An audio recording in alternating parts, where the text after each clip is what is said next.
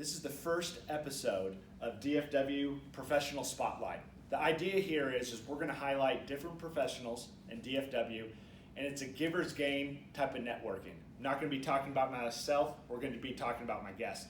Today we have Brian Hunt with USI. Hey Brian, want to give us a quick introduction? Yeah, and first of all, thank you for letting me be the first one ever on your show. I'm humbled and I appreciate that. Yes. My name is Brian Hunt. I'm Vice President for Construction here at the Dallas office for USI. I've been doing insurance and risk pretty much most of my adult life. Been with USI about a year plus now, and it's been a great opportunity for me. Awesome. Now, Brian, you got an interesting background. I know you're a CPA, and now you're doing insurance for constructions, big firms. Tell me why insurance? Funny. Okay, so I'll try to take this short. So back when I was born and raised here in Irving, but my parents are from Connecticut. Okay. Freshman year of high school, my parents moved to Connecticut, out a town outside Hartford called Simsbury. Yeah. Everybody in that neighborhood, that town, parents worked in insurance. Okay. The Hartford, Cigna, Aetna, all that stuff. That's not boring. Yeah. So I became an accountant. I wanted to study accounting. The reason for that was I wanted to go to the FBI, but it didn't work out. So that was my focus in life as far as trying to go that way in law enforcement.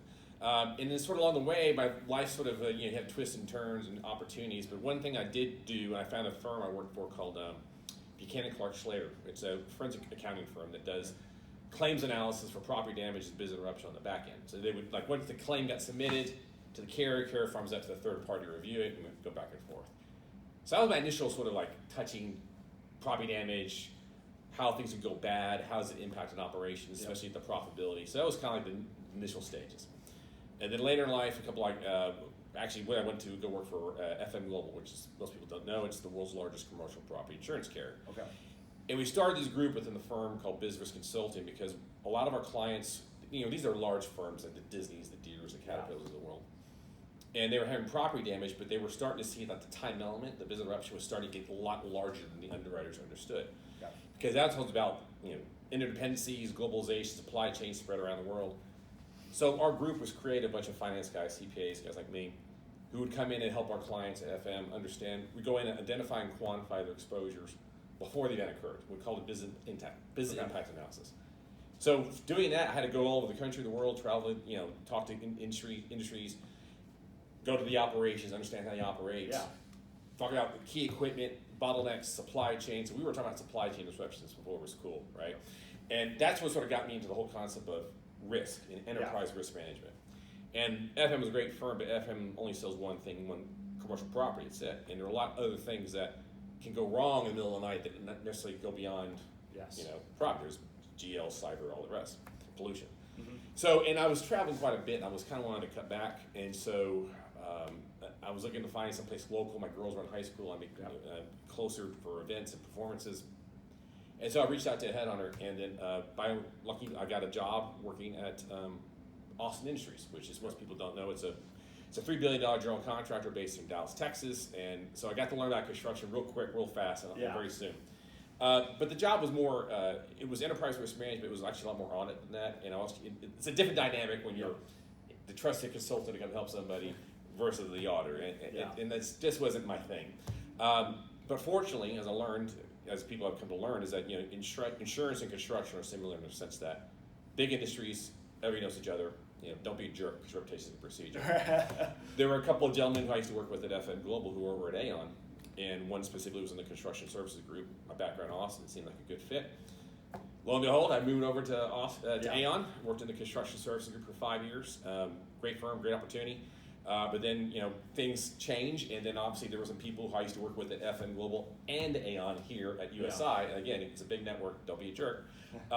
And an opportunity came to come to USI, so that's what I've been doing. I focus and heavily concentrate on supporting my clients who are in the construction, real estate, architect, engineering, consulting world. So amazing. And what I get from that, and Brian, I've had a chance to get to know you, is you're a guru. You study construction so you can be an expert for your clients, but also an expert for your office. Correct. I'm part of some younger producers in the office, and we are constantly picking your brain about construction. And so he is not only an expert for the construction industry, but for young producers that are trying to learn in a complex industry. Yeah, I mean, it's, I'm a big believer in paying it forward, and especially looking back at people who didn't necessarily help, or there's companies I worked at didn't have the infrastructure or the solutions, or there was no incentive to help. Yeah. And I found that very frustrating. So I've always been a big believer, if you want to make things different, you got to make the change yourself. Yeah. And so I'm a big believer in paying it forward, because there are people who've been there for me in the past who helped me out, and I'm worried about trying to pay it back. So yeah. That's awesome. Now, construction, we see it in the news, there's some hot ticket items. Mm-hmm. We probably, a lot of us are like supply chain, things like that, Yeah. rebuild costs. But from your perspective, what are the three biggest problems that you're seeing with your clients right now? Yeah. And how are you kind of addressing those? Yeah, well, I mean, there's kind of different buckets. Yeah. I think everybody knows sort of the big ones. Shortage of labor. There's this demand, but not enough people want to do it. Dwindling population, declining birth rates. We're cracking down on immigration. I'll let you make a decision on that. Let's go to good, bad. But which has always immigration been a source of labor for construction. Yes. So you do all these factors, and you have a generation of millennials, Gen Z, doesn't want to do it. Mm-hmm. So what do you do? So there's obviously that's pressures, which there are some things that like automation and technology is trying to help alleviate some of that in some ways, like 3D printing of buildings, which there's a firm in Austin that does that. It's kind of interesting. Supply chain is still an issue. It's gotten better. I mean, it's obviously not as bad as it was, when lumber was crazy, and steel's gotten a little better, copper's gotten better, but there's still issues with respects to cement/concrete. Yeah. And so that's where firms are having maybe source material from other parts of the world. Actually shipping in large bulk into the United States and transporting. That's a whole other factor. Yeah. And then obviously there's issues in respects to climate change. We're seeing shifting patterns in respects to increasing severity and frequency of events. Care's been taken in the teeth. Hence Florida.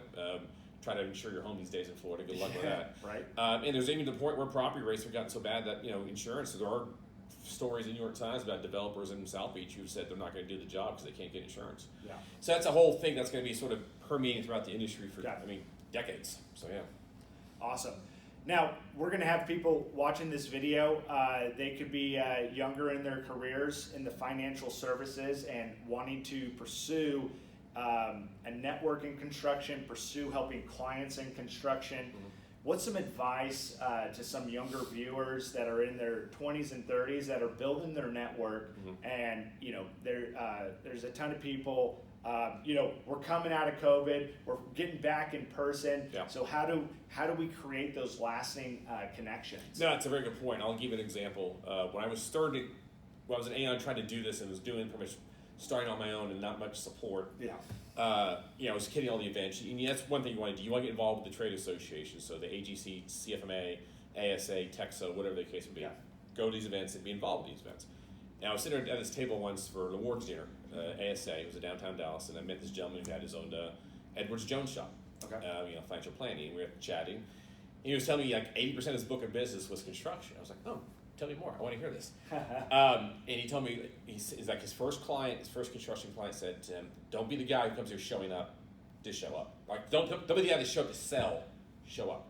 Meaning that if you come in and try to sell guy. And I remember when I first started doing this. I'll look back and rewind the tapes like, oh my god, what was I doing?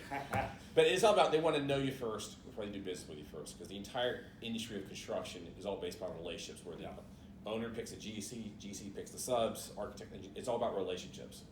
And so that is where it's critical for you to sort of get involved. If you want to do this, get people to know you and get to know them. Truly have it in, not just see them as a potential sale, but try to see as a person you want to help out. Yeah. That's first thing. Second thing I would say is you got to give before you can receive. I make the joke. Well-trained monkey can sell you insurance like me. But if you want to be a truly trusted risk advisor, try to bring help to the problem that may go outside insurance, and you may not get compensated for it. Yeah. You're talking to a client; they need better CPA. Know some CPAs that specialize in construction. They're having a claim issue. Make sure you have a construction attorney in your back pocket. There are banks that are more geared towards financing for general contractors, subcontractors. Get to know them. So you want to have an arsenal, a toolkit of resources you bring to the table. Yeah. And even if it's a question like, say, if you're talking to a general contractor, if you know a developer, connect the dots, put the two together, because it might be a good fit. Certain GCs work better for certain sort of projects, and so developers often are asking, hey, do you know anybody who does small multifamily? And that's the kind of thing I try to do is the more I know about the industry and who can do what, specialize in what, the better off you can connect the dots. Yeah. And Brian, last two questions here. We're going to focus a little bit more on you and highlighting you. If you notice Brian's signature and everything, it's everything construction. So why is it important to deal with a broker that specializes in a field rather than, we see a lot of generalists out there. So if I'm a client in construction, why is it important to come to you, who's someone who's an expert in construction? No, I think, and it's a good point, because construction unto itself is extremely complex in the whole concept of the risk, because you got to think about it, there's the owner, he signs a contract with the GC, he's trying to transfer the risk down to the GC.